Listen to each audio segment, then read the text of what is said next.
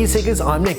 We're very lucky to be able to play with the latest and greatest hardware. We get to test it out a little bit and tell you guys if it's worth the money. Sometimes something pretty special comes through the studio and we get a little bit excited to play with it, I'm not gonna lie. Well, in this case, there's actually 4 very special things that have come through the studio. In this video, we're gonna take a look at one of those products. You guys already know what it is because you saw the title of this video and you clicked to get here.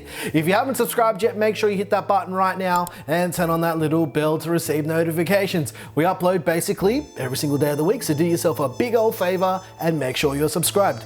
Gigabyte sent over their brand new AORUS Xtreme RTX 2080 Ti GPU, so we did what we always do and we let it stretch its wings, because the AORUS is kind of like a bird robot. Is that what it is? It's a bird robot, right, Claire? Yeah. Okay, well, we let it stretch its wings.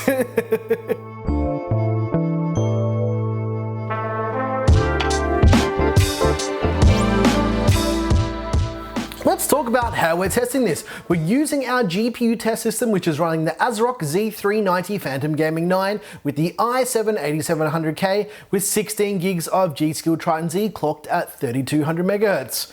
Because we only tested the RTX 2070 just a few days ago, we're going to use the results from those tests as a comparison for all of these benchmarks. Obviously, the RTX 2080 Ti is significantly more powerful than a 2070, but who cares? We're gonna see how much more powerful a 2080 Ti is compared to a 2070.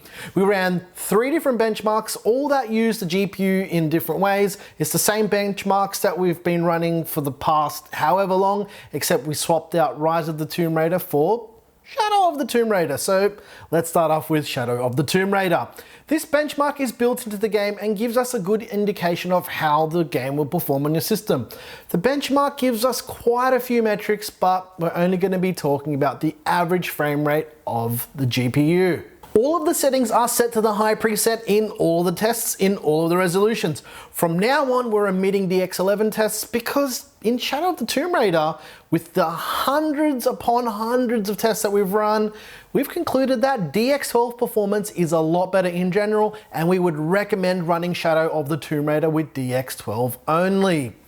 For the 1080p test, we saw the AORUS Xtreme RTX 2080 Ti get an average score of 125 frames per second. That's around 13% faster than the RTX 2070.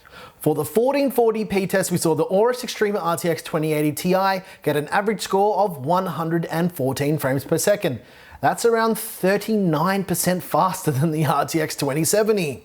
For the 4K test, we saw the AORUS Xtreme RTX 2080 Ti get an average score of 73 frames per second. That's around 55% faster than the RTX 2070. Let's move on, like we always do, to Unigine Superposition.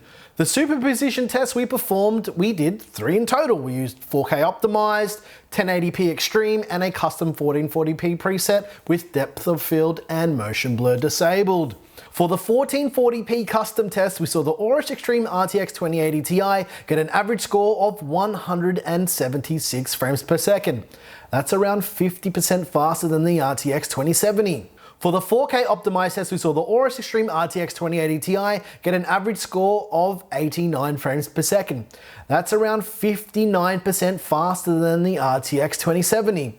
Lastly, for that big old 1080p extreme test, this test basically smashes every GPU, breaks everything on Earth, and yeah, no GPU is safe.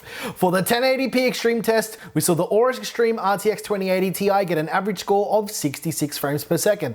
That's around 57% faster than the RTX 2070. The last batch of tests is with the Final Fantasy 15 benchmarking tool. This is an updated version of the tool and includes DLSS, which is Deep Learning Super Sampling, which is a new RTX feature, and it's got a few more new optimizations that make it a far more accurate benchmarking tool. For the 1080p test, we saw the AORUS Xtreme RTX 2080 Ti render a total amount of 11,758 frames. That's around 26% more frames than the RTX 2070. For the 1440p test, we saw the AORUS Xtreme RTX 2080 Ti render a total amount of 9,974 frames. That's around 41% more frames than the RTX 2070. For the 4K test, we saw the AORUS Xtreme RTX 2080 Ti render a total amount of 6,169 frames. That's around 51% more frames than with the RTX 2070. The last test we're going to run is something we're going to be doing going forward with all RTX testing. We're going to be doing the Final Fantasy 15 test in 4K with DLSS enabled to see the expected uplift with DLSS. We saw the AORUS Xtreme RTX 2080 Ti render a total amount of 8,435 frames with DLSS turned on. That's around 37% more frames than without DLSS turned on. That's a massive difference. I seriously can't wait to see some more games with DLSS. The AORUS Xtreme RTX 2080 Ti is not a cheap card, and if you're seriously considering buying a 2080 Ti, I feel that somehow the price isn't really a big deal to you and you must really, really hate your money, because at the time of filming this, the AORUS Xtreme RTX 2080 Ti is going for an astonishing, wait for it, $1,700 US, or for us Aussies, 2,300 Aussie dollar dues. Wow. In saying that though, this example of the 2080 Ti is pretty impressive. However, you can buy a secondhand jet ski, you can build an entire gaming PC, you can buy a car, and wait for it, you can go skydiving with 10 of your friends. That's a lot of money for one PC component, but goddamn does it look sexy. Like I mentioned, the AORUS Xtreme RTX 2080 Ti is currently going for around $1,700 US on Amazon right now. There is a link in the description if you wanted for some reason to grab yourself one. It's expensive, I'm not gonna lie. I think we've all come to this conclusion. But that being said, we've got a pretty epic build coming with this GPU around this time next week probably. It's gonna be the most expensive and probably one of the most powerful builds that we've ever done on the channel, full stop. I'm super crazily excited for this, guys. Yeah, it's gonna be something you really don't wanna miss out on. There's also something I wanted to address as well. There's a reason why we don't add 1% highs and 1% lows into these tests and frame times and all of those other numbers. It's because these are benchmarks and they're not play tests. If you want all of the numbers for all of this stuff, there's plenty of other channels you can get that from. It's just not what we do here, and we're not about to start doing that here. The majority of people from our experience, which is quite extensive if you watch the last Ask Nick, is that people just want to know how their cards will perform on average. Most people don't really care about the rest of the numbers. And to add to that, we're not a massive channel. We don't have 10 staff and we don't have like 4 or 5 test benches running at the same time.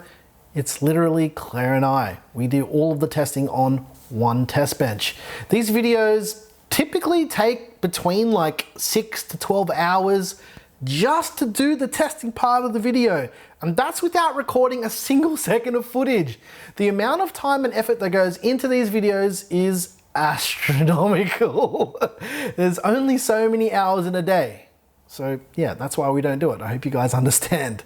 We're not here to give you every number on the face of the earth because it doesn't make sense. Most people don't care. I'm gonna be honest with you. Anyway, if you like this video, please like and subscribe. If you didn't like this video, tell us what you hated about it. Once again, thank you so very much for watching. I'm your boy Nick with Gear Seekers. You peek, we seek.